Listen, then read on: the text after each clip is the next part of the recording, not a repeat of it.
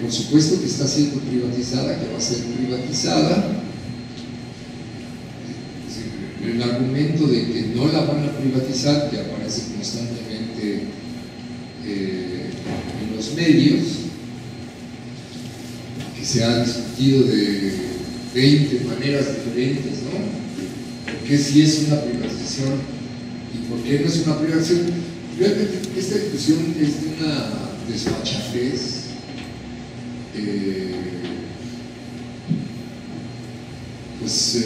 Borges diría inefable, así, indescriptible, porque en realidad Pemex viene siendo privatizado desde hace 30 años de manera progresiva. No es que lo van a privatizar, es que la mayor parte de Pemex ya está privatizada. La mayor parte. Es increíble. Vamos a describir, para que vean, hablando con detalle qué era de Pemex y qué está ahora en manos de qué empresa. Yo supongo que se van a aburrir de lo largo que es la lista de empresas que se han ido quedando con las diferentes porciones de esta empresa nacional. Y realmente, si se los expusiera bien, no me alcanzarían 4 horas y seguramente se morirían de aburrimiento. Se morirían. Pues vamos a tratar de explicar sumariamente la gravedad de la privación que ya ha ocurrido. Lo sorprendente, o sea, lo que es verdaderamente impresionante es cómo después de haberse privatizado una cantidad tan enorme, tan gigantesca de esta empresa nacional, Pemex, lo que queda todavía tiene una importancia extraordinaria. Bueno, ¿qué queda? De lo que fue Pemex quedará el 15% de ese tamaño. Y ese 15% tiene una importancia indescriptible en términos de negocio. Eso es un poco para hacernos a la idea de todo lo que ya se entregó. Entonces, cuando dicen no vamos a privatizar, pues es que son unos patanes. Es la palabra más suavecita. Son unos verdaderos patanes cuando hablan de esta manera por todo lo que ya se han llevado.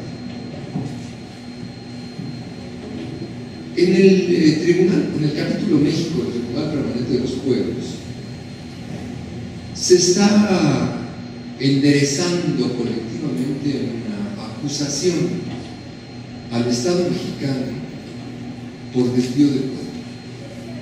Por desvío de poder. Los que hayan estudiado Derecho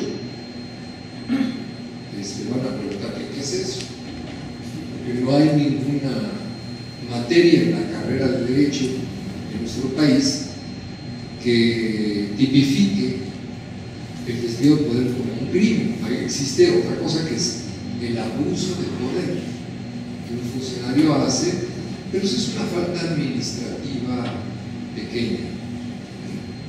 Vamos, un funcionario se roba el dinero para su beneficio personal y se le castiga dejándolo fuera del servicio público 5 meses, ¿no? Se roba $1,000 millones, ¿no? Lo dejan 5 meses fuera. Son muy enérgicos, ¿no? Cuando se castigan este tipo de faltas. Cuando se castigan, ¿no? Por supuesto, pues nunca se castigan, ¿no? Pero ese es un delito menor, el abuso de poder. Nosotros estamos hablando de un delito que no está caracterizado y en el tribunal queremos que se lo caracterice como crimen de lesa humanidad. ¿Qué es? Que el Estado usa todo su poder económico, político, jurídico, también es un poder de machos, ¿no? Todos son hombres, su gran mayoría, ¿no? O las señoras que llegan al poder se comportan peor que machos, ¿no? Es un poder de género. O sea, el Estado tiene muchos poderes. El poder económico que tiene es gigantesco, porque pues tiene la industria del petróleo, tiene la industria de la electricidad, tiene dos de las industrias más rentables del mundo. Pemex y Comisión Federal de Electricidad son de empresas de altísimo rendimiento planetario que generan ganancias, pero además recoge impuestos. El Estado tiene mucho dinero, tiene mucho poder económico. Ese poder económico más su poder político, su poder informativo, su poder en los medios de comunicación, su poder jurídico, lo usa todo en favor de intereses particulares. Bueno, muchas veces los estados del mundo favorecen un interés particular porque favoreciendo una empresa es empresa que genera empleo. Pero este no es el caso. Hoy en día todo el Estado enfoca las baterías a favorecer la industria automotriz, por ejemplo. México es el octavo productor mundial de automóviles en el planeta. Ustedes dirán, bueno, entonces genera mucho empleo, ¿no? La industria automotriz solo genera 25,000 empleos en todo el país. Ni siquiera es un empleo por cada auto que sale. Se producen ahorita 3 millones de autos, ¿no? Y para producir 3 millones de autos cada año, nada más se le da empleo a 25,000 trabajadores. Y en los próximos años serán 15,000 trabajadores, porque la automatización de esa industria es altísima. Y lo mismo pasa con la industria de la aviación y con todas las nuevas industrias que se van instalando en el país. Son cada vez de más alto nivel tecnológico y no van generando empleo. Bueno, pero generan mercado interno. No generan mercado interno. Bueno, pero invierten en carteras y entonces las inversiones generan mejores condiciones sanitarias. No. Al contrario, se quedan con toda el agua, la agotan, se quedan con todos los recursos naturales, se los acaban y se atraen estos capitales mediante regulación ambiental. Es decir, se promueve una política de no regulación ambiental para que esas empresas se encuentren en México un paraíso de desregulación. De manera que al país no le produce ningún beneficio. Se lo están acabando en pedacitos. Entonces, el Estado usa todo su poder para favorecer un interés particular y ese interés particular está directamente ligado con el ataque del interés colectivo. El ataque del interés colectivo no es accidental, no es, es que no nos fijamos, y fíjense que lo pensamos mal, híjole, fue un accidente que se acabara el agua. No. En la cuenca del Valle Independencia, que es el 40% del territorio de Guanajuato, decenas de comunidades toman agua con flúor y toman agua con arsénico, agua envenenada, porque toda el agua limpia se usa para la agroexportación de las verduras, de las zanahorias, del ajo, del brócoli, del señor Usariaga, que era el secretario de Agricultura de Fox, que actualmente es el secretario de Agricultura del Estado de Guanajuato, y disculpen, es una categoría de economía política y de alta filosofía. Ese hijo de puta tiene 300 pozos. Tiene 300 pozos perforados y se acaba el agua y envenena a todas las comunidades. Eso es desvío de poder. Es que no me fijé y se les envenenó el agua. No. Ese hijo de su puta madre sabe que miles de personas están muriendo porque todos los niños están sin dientes, porque el flúor les hace los huesos, pero los niños mexicanos no se ríen, porque se les ve que no tienen dientes. Pero la destrucción de los dientes de la boca es la ventana por donde se ve, porque es la ventanita por donde se ve que le está pasando a todos sus huesos. Todos sus huesos están destruidos. Es un genocidio, como dijo un compañero, en cámara lenta. Eso es desvío de poder. Por eso es crimen de lesa humanidad. Porque eso está ocurriendo en todos los lugares donde se sobreexplotan acuíferos. O sea, que se favorece el interés privado, se ataca el interés público. Bueno, la gente va a protestar. Ajá, viene el tercer movimiento, que es que todas las leyes han sido adecuadas para que no tenga nadie acceso a la justicia. Hay una ingeniería que fría y malévolamente llevaron a cabo el Instituto de Jurídicas de la UNAM desde hace varias décadas, apoyando el Tratado de Libre Comercio para que haya un impedimento sistemático del acceso de todo el pueblo de México a la justicia, y para complementarlo, una ingeniería de cambios institucionales.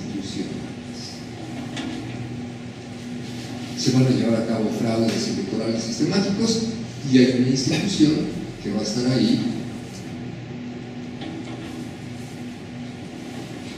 para soportar el fraude electoral. Se llama el Instituto del Fraude Electoral, el IFE, ¿no? Y como va a haber un problema, pues porque eso es el fraude, ¿no? Cada vez que la izquierda gana, ¿no? Entonces pues se requiere un manejo adecuado y democrático de la información, ¿no? Para que todos accedamos a la información dentro de 50 o 100 años. Es un programa democrático de acceso a la información, ¿no? Bueno, por supuesto, antes vamos a quemar las boletas, ¿no? Todas las boletas, en todos los lados. Ese es el Instituto de Acceso a la Información, el IFAI. Y como bueno, la gente va a seguir mentando la madre, entonces viene la Comisión Nacional de Derechos Humanos. ¿Sí me explico? Hay una ingeniería de instituciones, una ingeniería de leyes. Eso es desvío de poder. Y como la gente va a seguir protestando, como los maestros, todos van a ser criminales y se van a girar órdenes de aprehensión en contra de todos. Y como la gente va a seguir protestando, los van a agarrar a palos. Y como la gente va a seguir protestando, los van a empezar a matar selectivamente, como se acostumbra a hacer en este país desde hace décadas, sin ninguna reparación. Sin ninguna. Masacres y no hay reparación. Bueno, sí, le vamos a reconocer sus derechos humanos a Radilla, ya se murió, y se los vamos a reconocer 40 años después, ¿no? Porque la Comisión Interamericana de Derechos Humanos, de los 2000 casos que les llegaron a México, ya pudo atender, ¿no? Todo eso se llama desvío de poder. Y claro, pues genera mucha muerte y genera mucho sufrimiento. Bueno, el argumento es: el núcleo del desvío de poder es la privatización de bienes. No hay nada que se le equipare. Pues, algunos ejemplos.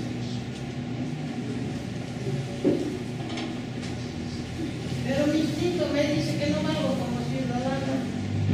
A ver, voy a explicar. Uno de los más tempranos e importantes desvíos de poder económico en el México neoliberal ha ocurrido siguiendo las pautas establecidas directamente por los organismos financieros internacionales, el FMI, el Banco Mundial, y por la red de grandes consorcios transnacionales. El Estado mexicano promueve y gestiona que las principales riquezas nacionales queden progresivamente a disposición de poderosas manos monopólicas nacionales o extranjeras.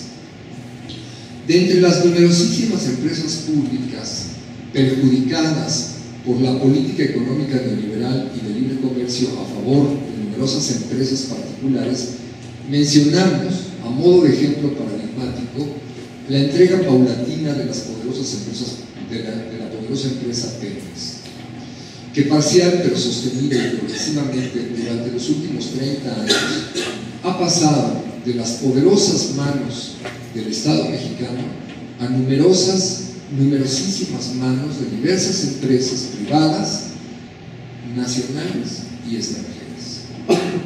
El ejemplo que tomamos no es al azar, pues en este mismo proceso de creciente desviación de lo público hacia lo privado, lo que marca el gigantesco proceso de desviación económica y política del Estado mexicano en la nueva transición desde el virulento régimen panista hacia el nuevo gobierno federal organizado nuevamente por el Partido del PRI. Pues el fundamento de sus nuevas políticas de gobierno están organizadas por su necesidad entreguista de colocar lo más rápidamente los yacimientos del gas esquisto del norte del país en manos de la poderosa empresa ExxonMobil. La privatización en áreas terrestres o marítimas, todas las actividades de transporte, las actividades de almacenamiento, nos referimos a los buques tanque, a los oleoductos, a las pipas,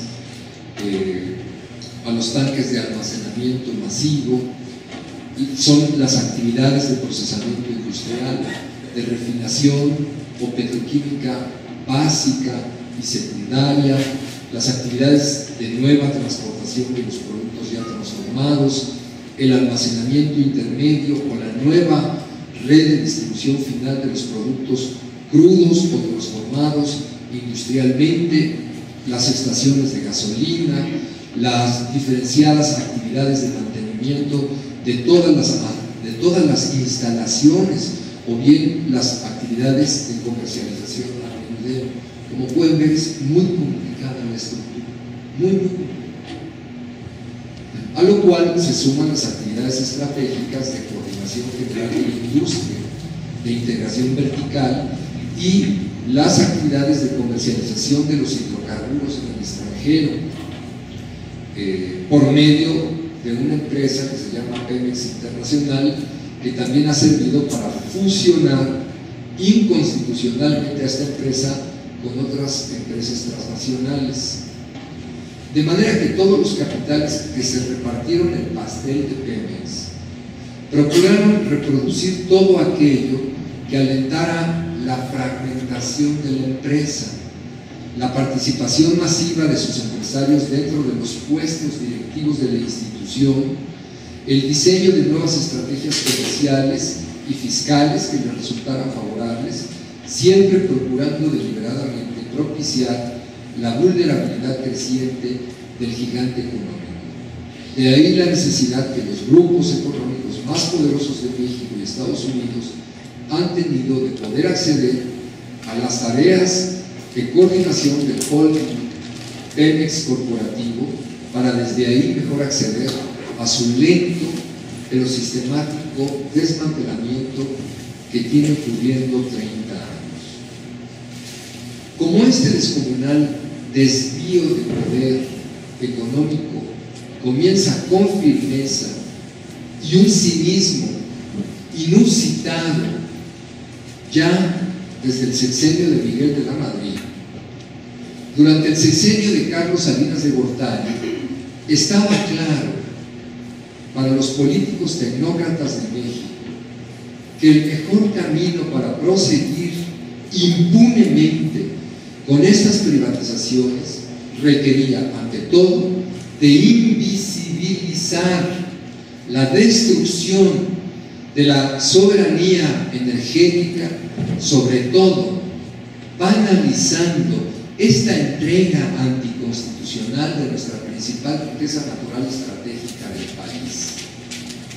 Para ello, en la época de Salinas se procedió a dividir meticulosamente la totalidad del proceso industrial y comercial de Pemex, de modo que en 1992 Salinas contrató para este proceso de fragmentación los servicios de la mejor empresa internacional estadounidense dedicada a este tipo de labores, firma llamada McKinsey, que comienza por diseñar las nuevas estrategias comerciales y reorganizar por completo la estructura administrativa de Pemex, que quedó partida en 4 pedazos.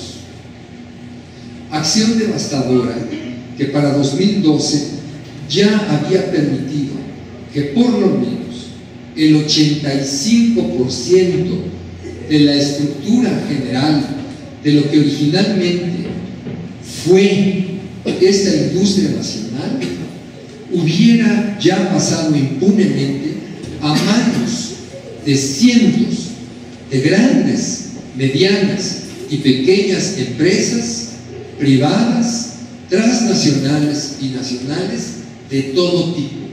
Aquí es donde uno se aburre de la lista de las empresas que se han repartido Pemex.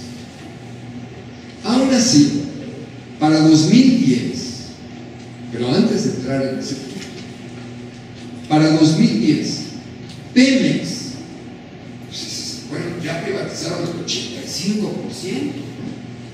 Ya no queda nada, ¿no? Para 2010, de forma inverosímil, bueno, casi inverosímil, Pemex se mantenía viva como la empresa número 95 de las empresas más grandes de todo el planeta. La 95ª empresa más grande del mundo. Por supuesto, la empresa más grande en 2010 todavía era la empresa más grande de México y de América Latina.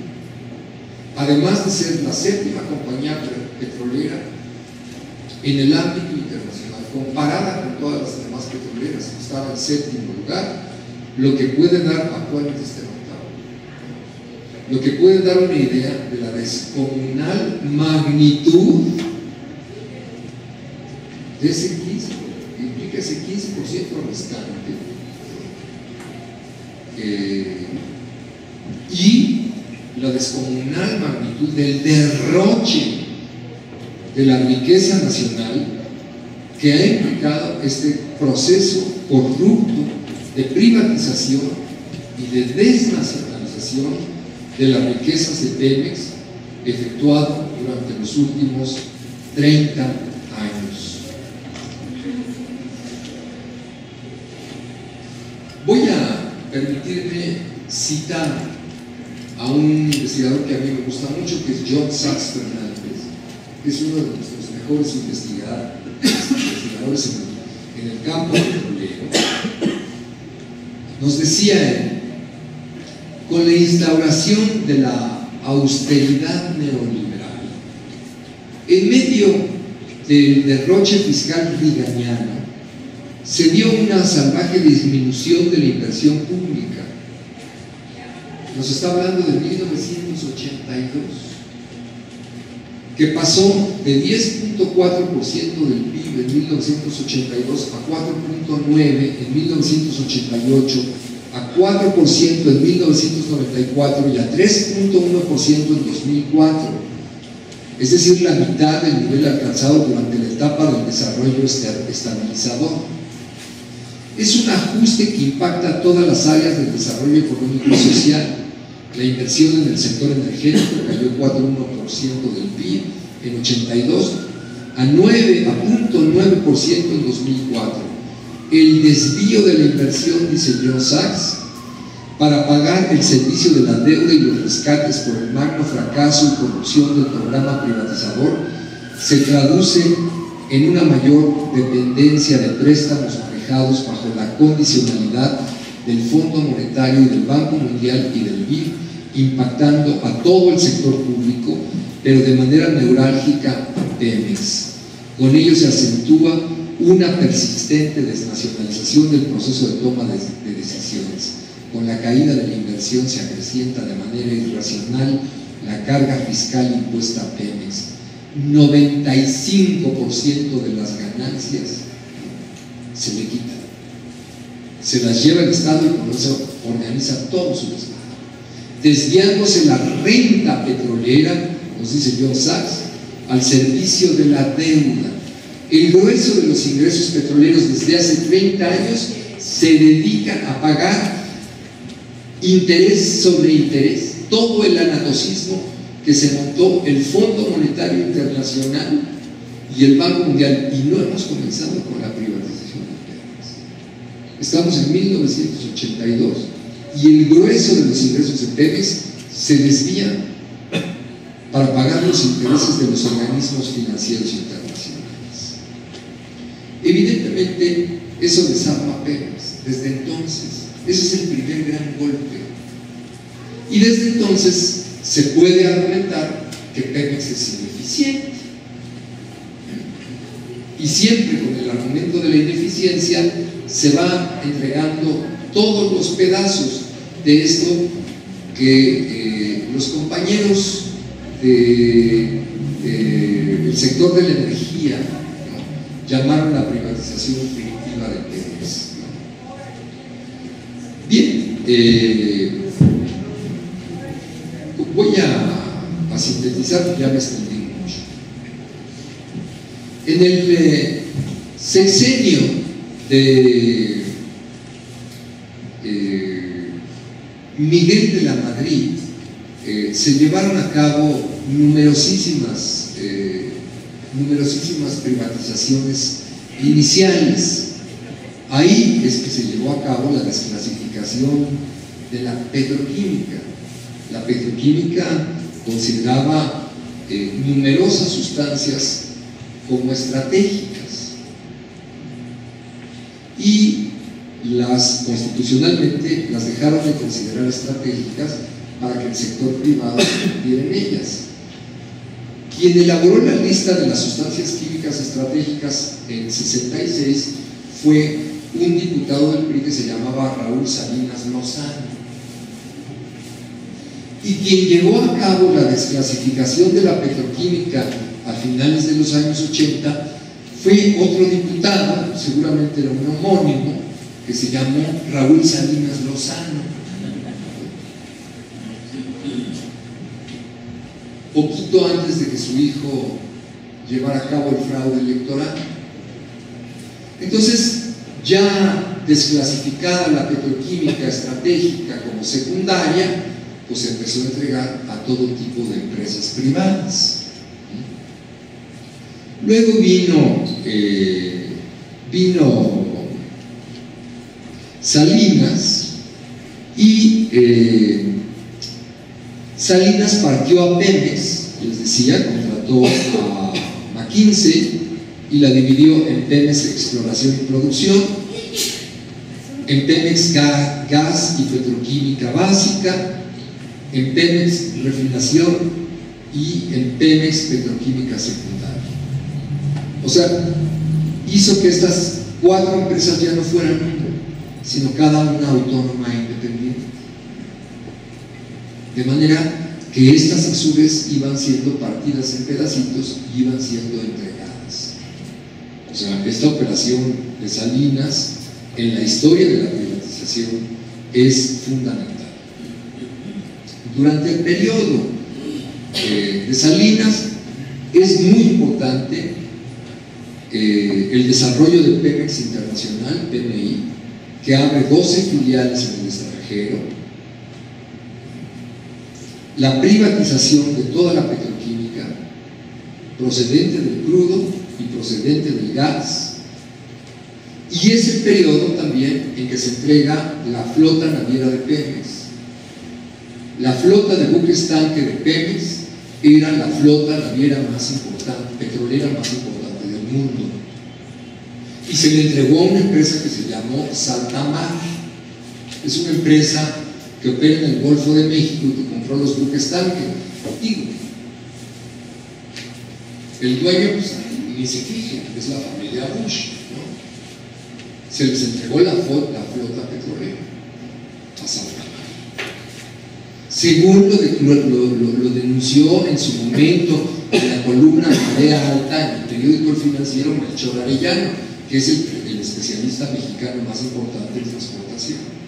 Se cansó de hacer esas denuncias en los años 90 en el financiero. También se privatizó mucho de todo lo que son equipos y servicios de la actividad exploratoria, que ya venía llevándose a cabo desde el periodo de la Madrid. En el periodo de Zedillo hubo una privatización muy fuerte. Zedillo fue más duro que Salinas, que siempre pasa como el cara de tonto, ¿no?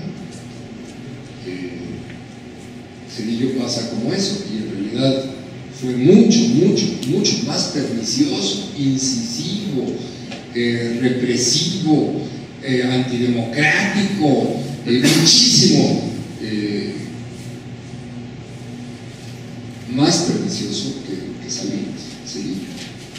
Además de dejarnos 4 masacres, ¿no? La de Actal, la de los plátanos, la del Chaco y la de Aguas Blancas, nada más, así.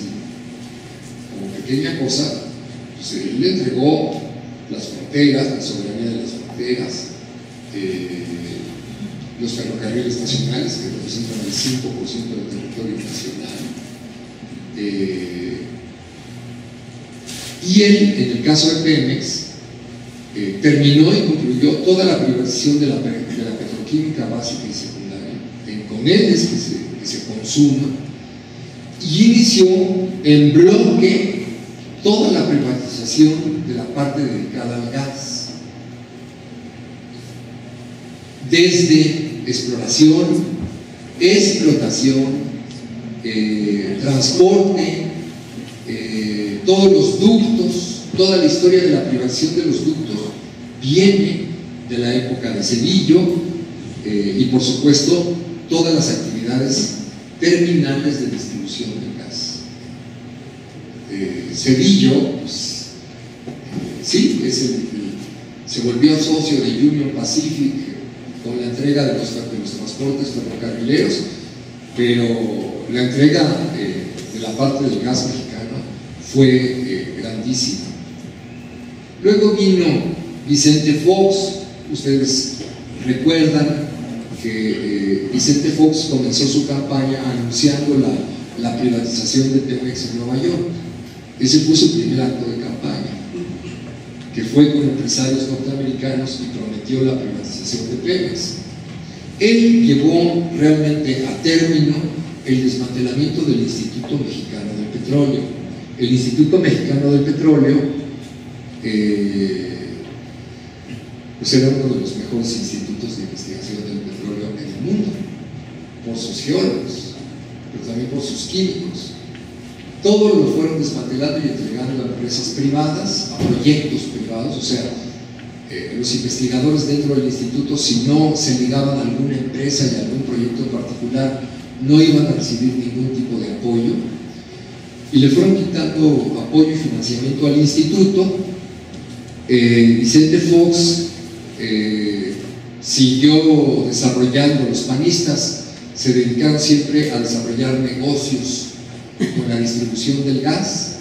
No sé si se acuerdan, el gobernador de Morelos, el del helicóptero del amor, Sergio Estrada Cajigal, pues abrió su empresa de gas. A lo mejor la han visto, esta que se llama Gas Nieto, ¿no?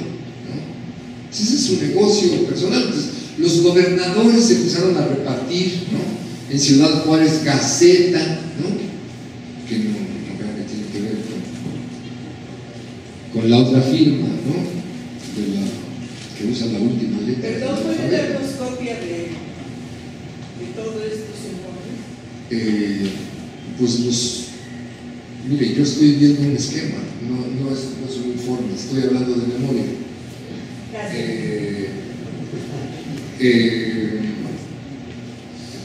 Muy importante en el periodo Fox la privatización de las pipas, de las gasolineras y de las terminales, las que se llaman TAD, terminales de administración y distribución de gasolina, que son las que articulan toda la distribución de las gasolineras en el país, ¿no? Y pues ya recuerden que con Felipe Calderón, lo que se propuso fue realmente con Felipe Calderón, la primera vez que se propuso ya la privatización completa de todo Pemex, de todo lo que les faltaba, de forma integral, absolutamente integral. Esto es lo que propuso en 2008 y se lo detuvo parcialmente porque se avanzó mucho en el proceso de la entrega general. Durante el periodo de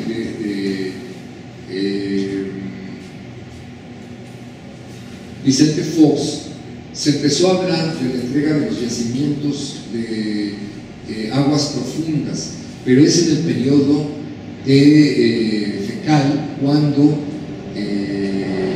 numerosas empresas, sobre todo estadounidenses y españolas, se empiezan a repartir los primeros bloques de exploración y de extracción de petróleo en la región de Perdido, en el talud continental del Golfo de México, para comenzar a sacar petróleo. Eso es el inicio, eso es el inicio. Ahí les aguardan entre mar y tierra más de 200.000 millones de barriles de petróleo. Eso es de las reservas más importantes del planeta. 200.000 millones de barriles de petróleo es una cantidad descomunal de reservas. Estoy sumando gas esquisto más gas y crudo en aguas someras y profundas en el Golfo de México. Bueno, se ha privatizado el 85%, pero los yacimientos seguían en manos de los mexicanos. Esas no son infraestructuras, esos son yacimientos. Por eso, aunque se ha entregado el 85%, la parte más importante es la que falta, que son los yacimientos. Con esos yacimientos, con lo que hay ahí, todo Pemex se puede volver a reconstruir 10 veces. Lo que está ahí vale una fortuna descomunal, y eso es lo que se nos está regalando a ExxonMobil.